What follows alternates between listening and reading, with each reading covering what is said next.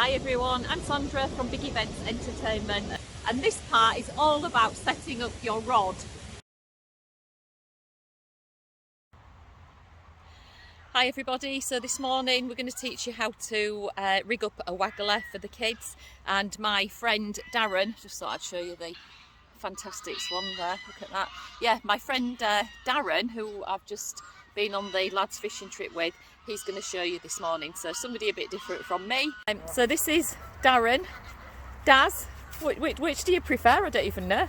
Any? Yeah, right, well, yeah, this is an expert angler, unlike me. So you're going to love this one this morning, guys. Nice one for the kids. What sort of rod is it? This is a match rod. A match rod? Yeah, best for waggler fishing. Yeah, you can't really waggler fish with a carp rod because there's no full action, you need a whip. Thank you. Rod so you can get a better cast. Brilliant. So let's have a look at how we set this rod up, shall we? So what have we got here? This is your line. I use 6 pound line. Okay. So which is quite strong, quite a heavy line for this. Yeah. This is a waggler, a float. Okay. And you can see on it, it tells you the weight, what you need to put on. Oh, let's have a look. Oh, fantastic. All right, so this is it called a waggler or a float? A waggler or a float. It's a 3 double B, is this one? 3 double B. A little one. Yeah, 3 double B. These are called wagglers, a waggler float. You get the stick floats as well, but these go in line. Okay. And the thread through the bottom.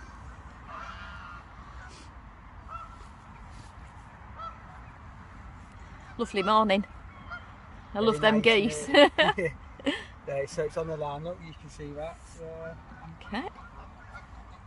Yeah. And then you put okay. your hook on. This is simple. This is straight through. I ain't putting an hook length on it. And you can already get your hooks with their lines on, can't you, to attach? Yeah, you can buy hook lengths in that. Yeah. Usually I'll put an hook length on myself. Yeah, it's cheaper, isn't it, doing it this way? Especially if you're going to lose some of your hooks in the reeds and stuff like that, trees and things. Yeah. It works out cheaper. So what sort of size hook is that? This is a size 14 hook. Yeah. You can go any size, depending. And you know the numbers for the hooks? Yeah. Like, that's a 14, but it's quite a small one. So the further you go down, is that the bigger the hooks? Yeah, the higher the number, the smaller the hook. Oh, well, so they make that really complicated. I wonder why they did that. Yeah, it's weird, isn't it? It's like backwards, isn't it? It doesn't make sense. Right, let's have a look at how you tie off. That's a blood knot, so you wrap it round about 5 times. Oh, yeah. So this one's the blood knot. Yeah. I've been doing, is it called the grinner? No, which? The grinner knot. Oh, that one's amazing. Ah. Dan showed me how to do that. But this is the easiest way, I think, for teaching kids. Yeah. And then go on to the grinner knot, maybe. Yeah. I usually use a knotless knot. A knotless knot? Yeah, I'll show you. What? Did you go back in that twice? Or did you only go in, you went 5 times, and then did you go back on yourself? Round 5 times. Oh, yep, so I forgot to show you. Right. So you've gone 5 times. Yeah. You go through the little go at the front here. Yeah. If I can get it through again.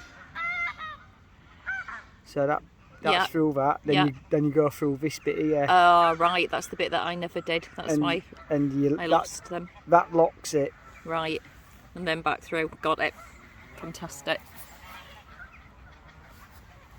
See, that's locked now. So that's brilliant. It now. And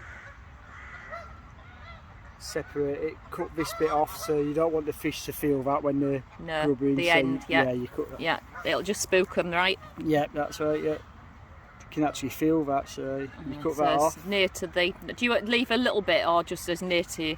I get as near to the knot as possible. Yeah. Brilliant. And now my scissors are blunt now. There you go. So it's like that now. Excellent. And then it's always the shots that get me.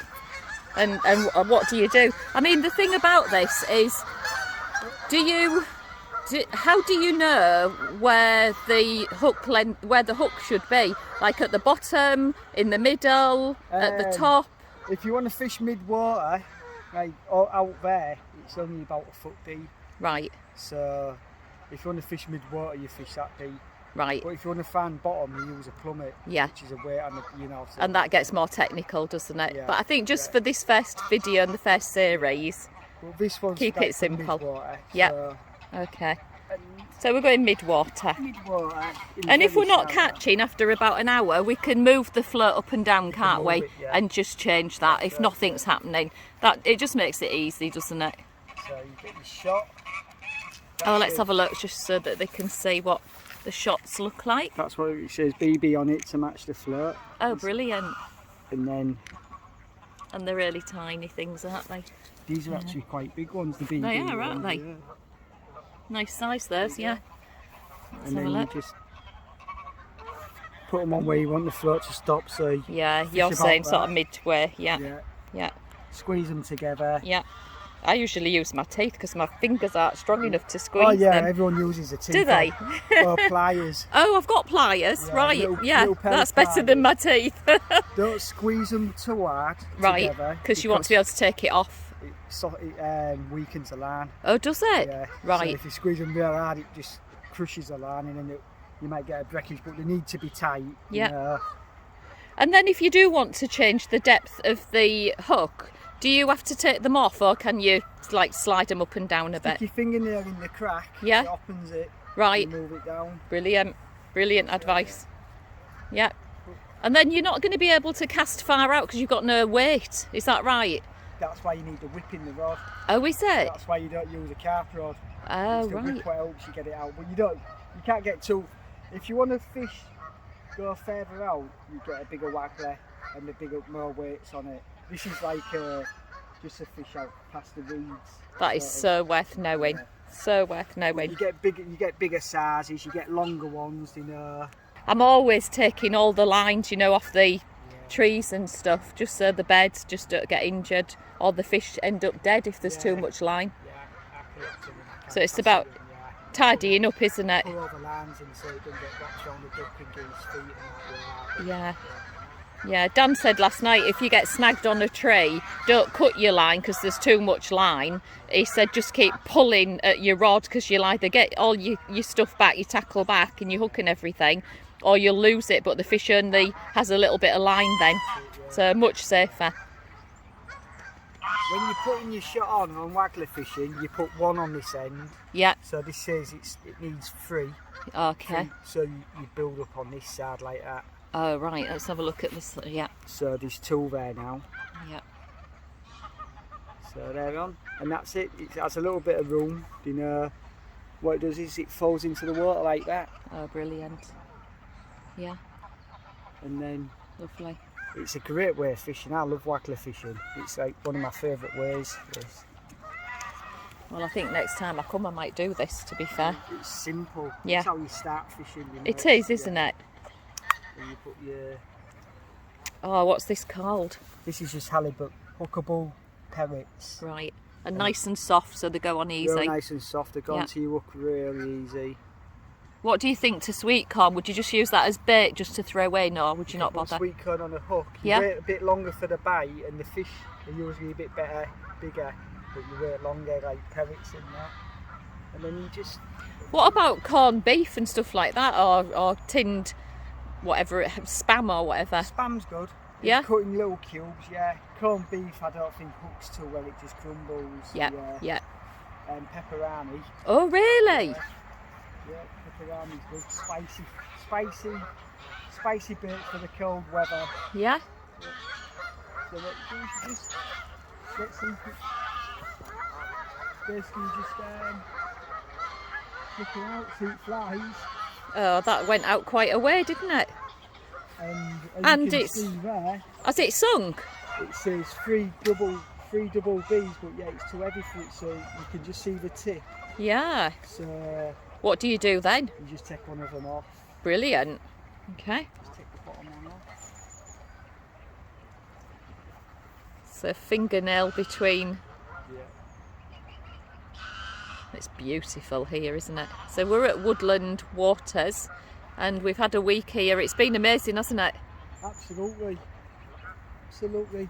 And you can put your shot back in your little tub so it can be used another day. Oh yeah, I like that. Let's recycle what we can. Save money.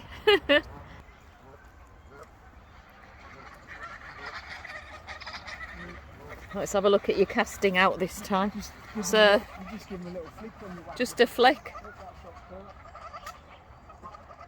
Well, that's floating now. Brilliant. And then what you do is to get that to feel black, you get the little shot on your line, and it will take that down. But the best thing is when you see that float go under when the fish has took your bait.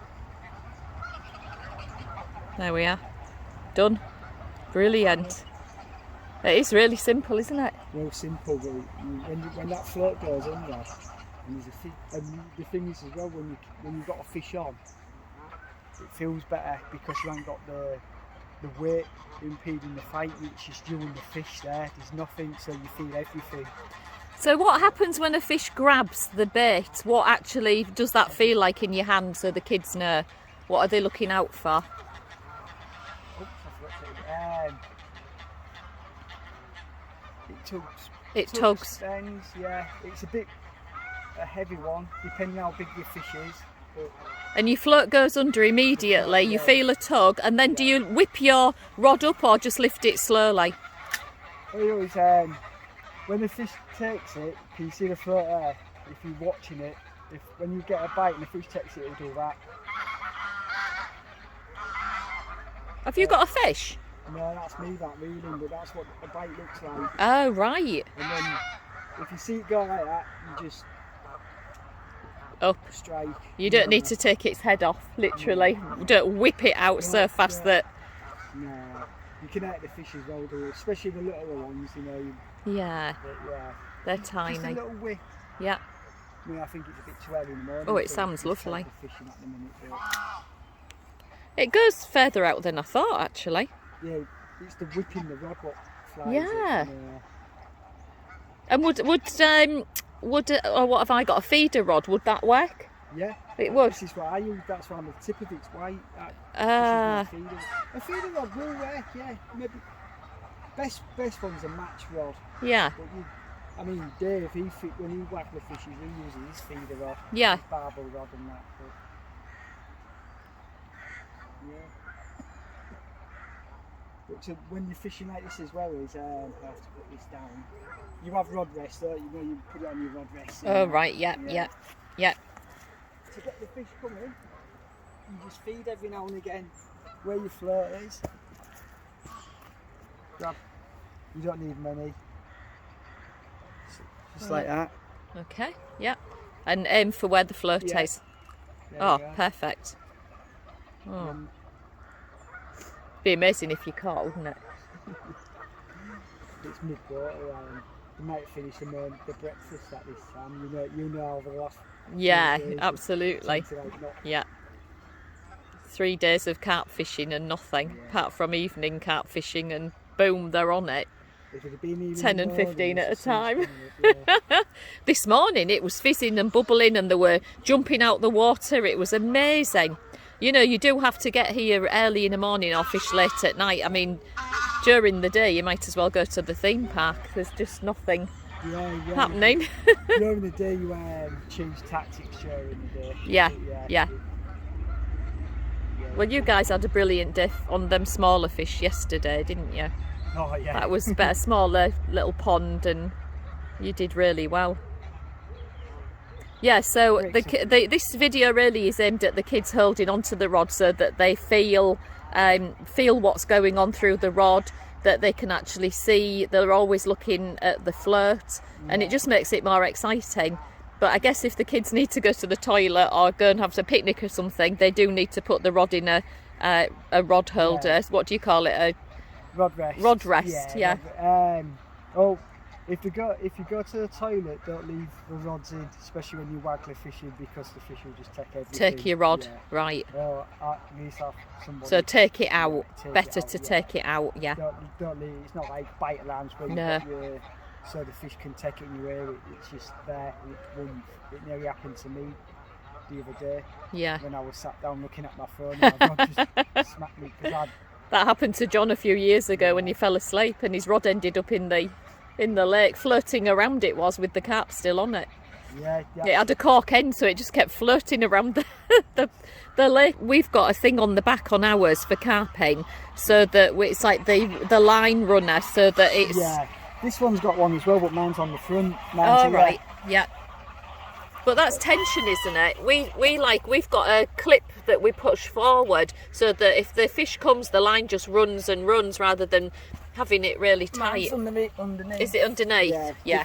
Mine's real Yeah. lightweight. Is that, Yeah. You know, like yours is proper car. Heavy. Yeah, yours is heavy.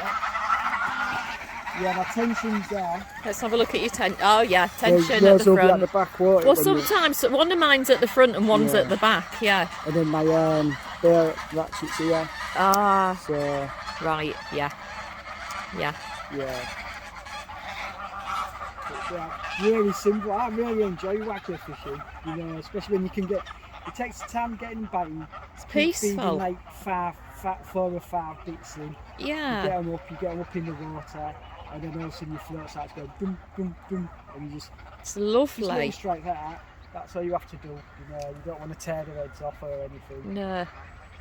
And, yeah. So, I'm really hoping that you enjoyed watching Darren as much as I did. Really nice guy, and just knows such a lot about fishing. Keep watching out for part 3, because that's coming out soon. And part 3 I'm going to dedicate solely for the bit that I said is a little bit technical, and that's the reel and the spool. So I'm going to be showing you a competition that the lads had this week whilst we've been away on our fishing holiday. And they were using keep nets, and we're going to have a look at a few of the species that they caught in there, and just give the kids an idea of what they're capable of catching, especially if they've watched part 1, part 2 and part 3. So this will be the capability of what you guys can actually do on the bank. I've often found that if you're fishing for really tiny fish, then any time of the day is fine. What I found is the carp fishing, so the bigger fishing on a feeder rod, yeah, you can catch all day long if they're hungry and they're active on a feeder rod. But for the carp rods, what I've noticed, and that's only this week, I've noticed that you need to be up really early, really early, and you need to be fishing into the dark. You could fish all day long on some of these lakes that I've been on, especially the specimen one, and we didn't catch anything all day. I went on the Match lake, and again all day long fished, didn't get anything. So it's trial and error really. You need to know whether they're biting, whether they're hungry, whether they're moving. And you need to look for things like bubbles on the water, bubbles and fizzing on the water. That's an indication that the fish are there and that they're active. So